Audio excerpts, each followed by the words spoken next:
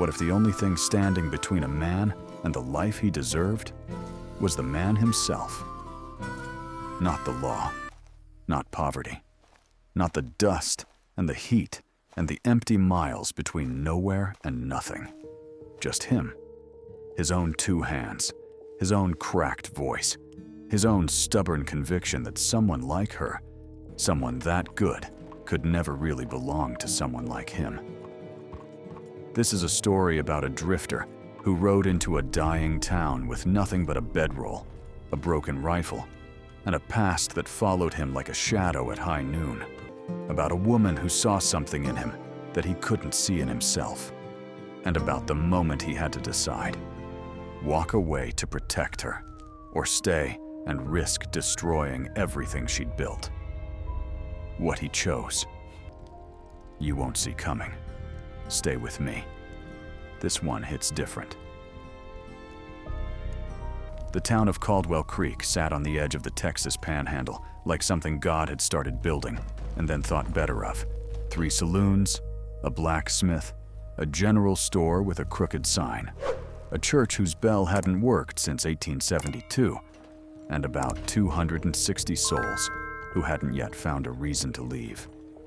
It was the kind of place that made men quiet, the kind of place where the wind never stopped, where the sun baked the earth down to a pale, cracked white by mid-July, and where the only music came from inside the Dusty Rose Saloon on Saturday nights. Cole Maddox rode in on a Thursday afternoon in late October of 1879. He wasn't much to look at. A tall man, maybe 32 years old, with shoulders like a barn door and a face that had been weathered by sun and regret in equal measure. His hat was brown, his coat was brown, even the horse was brown. A thick-necked quarter horse named Lou, who was the most dependable thing Cole had owned in 6 years. He had $11.40 in his pocket, a bedroll, a Winchester rifle with a cracked stock he'd wrapped in rawhide, a knife, a tin cup, and a name nobody in Caldwell Creek had heard of, which was exactly how he wanted it. Cole wasn't running from the law. Not exactly. He was running from a version of himself he didn't want to become again. He tied Lou to the post outside the general store and walked in. That's where he met her. Eliza Voss was standing on a 3-step ladder behind the counter, reaching for a jar of molasses on the top shelf, when the door opened and the bell above it rang. She didn't turn around right away. She was focused. That was the first thing Cole noticed. The total, unhurried focus of someone who didn't let the world interrupt what they were doing. She was maybe 28, dark hair pinned up under a faded blue kerchief, a calico dress, flower on her left sleeve, strong hands, the kind of hands that had wrapped bandages and stacked crates and kneaded dough, not the hands of someone who sat and waited for things. "Be with you in a second," she said. Cole waited. She came down from the ladder, set the jar on the counter, wiped her hands on her apron, and finally looked at him. Her eyes were gray, not the cold gray of winter, the gray of morning light just before the sun comes over the hills, when the whole world is still and quiet and full of possibility. "Passing through?" she asked. "Maybe," said Cole. She studied him the way you study a wound, with attention, without panic. "You need supplies or a room?" "Both, if you've got them." She had a small room above the store, $8 a month, clean sheets once a week, no drinking on the premises. Cole paid for 2 weeks up front and didn't argue about a single term. That surprised her. She didn't show it, but it surprised her. Over the next 2 weeks, Cole did what he always did in a new town. He made himself useful without making himself known. He helped old Marcus Webb repair the fence along the north pasture for $3 a day.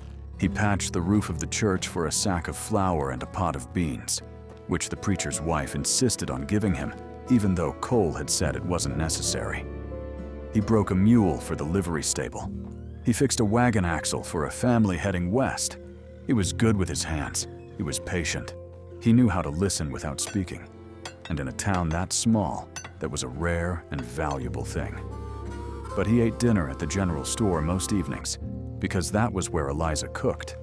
A simple pot of something on the iron stove in the back room, enough for herself and whatever paying boarders were staying.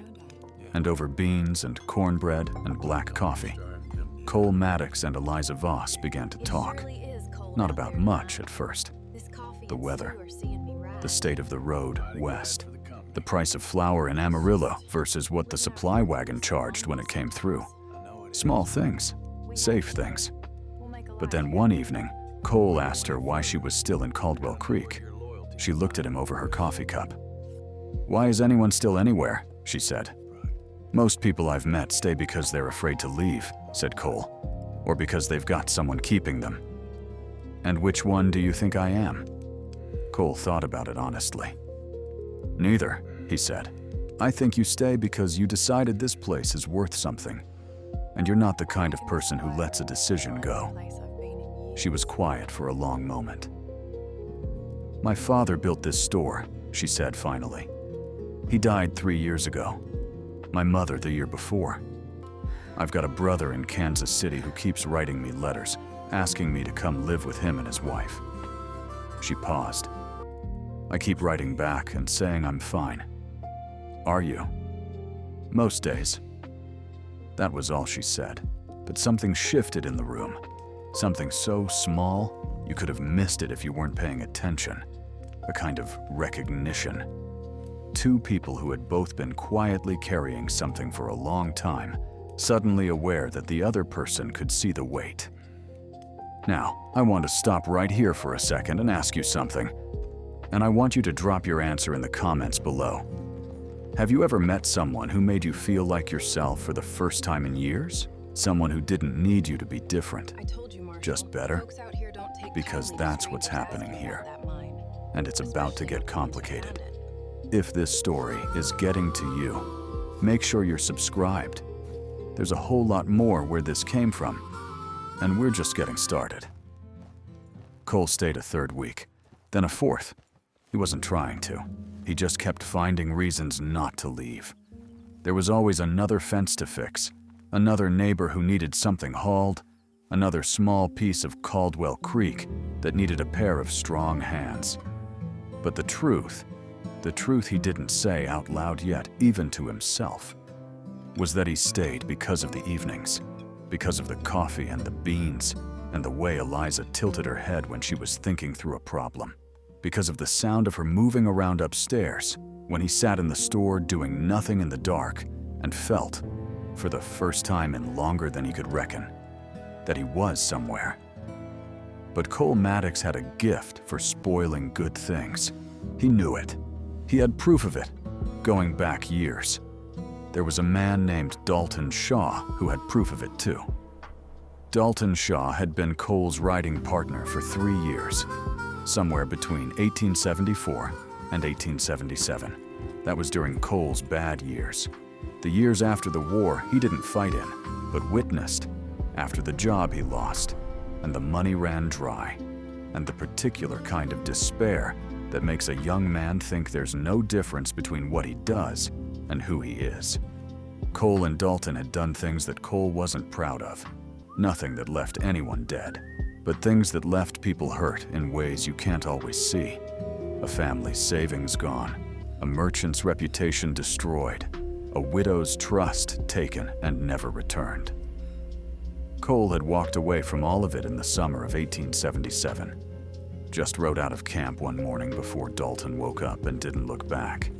He'd spent the 2 years since trying to pay off what he owed. Not in money, but in work, in usefulness, in being the kind of man who fixed things instead of broke them. But Dalton Shaw had a long memory. And on a cold Tuesday in late November, a rider came into Caldwell Creek with a message tucked into the band of his hat, and the message had Cole's name on it. Cole read the note alone, sitting on the edge of his bed upstairs above the store, while Eliza swept the floor below. He could hear the sound of the broom on the wooden planks, steady and rhythmic, like a heartbeat. The note was short. Dalton's handwriting, big, looping letters that didn't match the small, precise cruelty of the man who wrote them. It said, "I know where you are. I'm coming through in 2 weeks. We need to settle up. Don't run again." Cole folded the note, put it in his coat pocket, sat there for a long time listening to Eliza sweep. He thought about leaving that night, saddling Lou, riding west in the dark, putting 300 miles between himself and whatever Dalton thought needed settling. He'd done it before. He was good at it. But then he heard Eliza stop sweeping. He heard her walk to the bottom of the stairs and pause.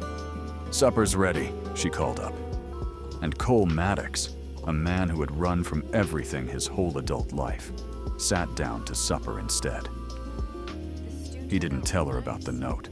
Not that night, not the next day. But something changed in him, and she noticed.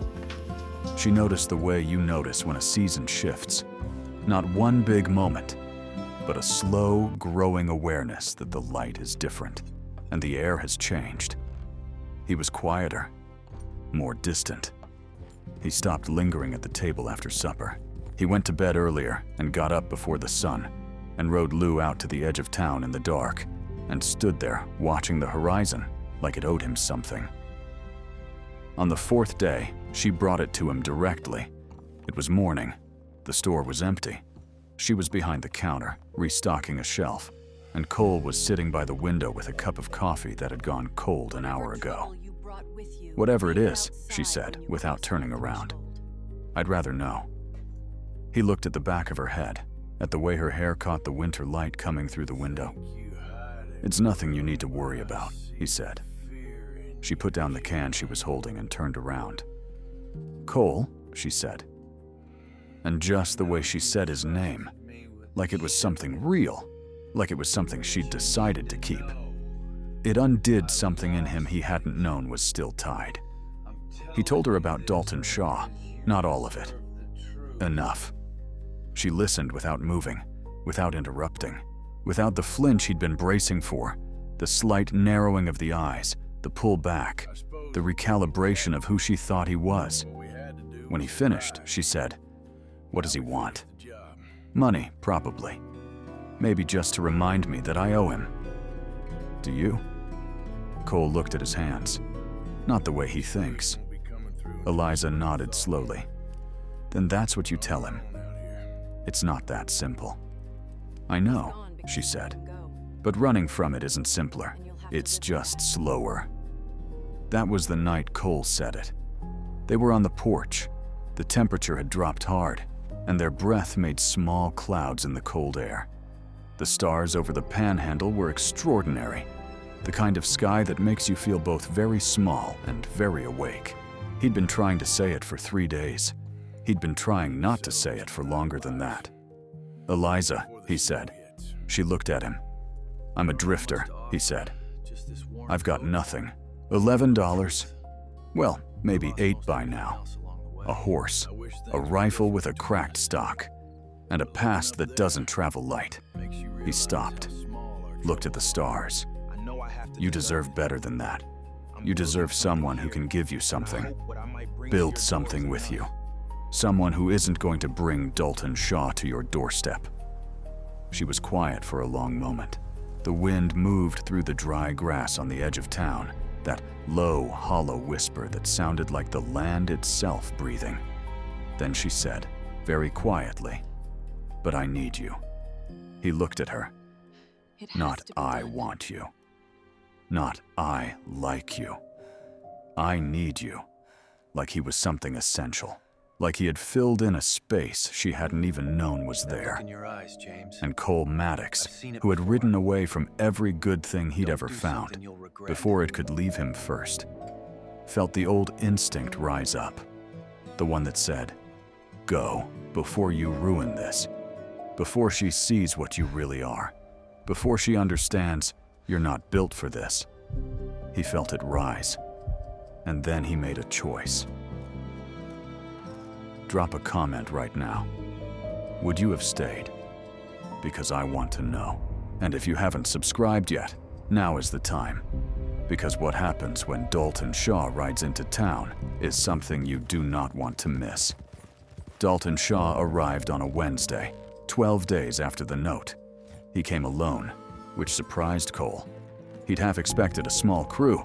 Dalton liked an audience for his demonstrations, but he rode in quiet, on a gray roan, a big man going slightly soft around the middle, with a wide-brimmed hat and a red beard that had started coming in thick with gray.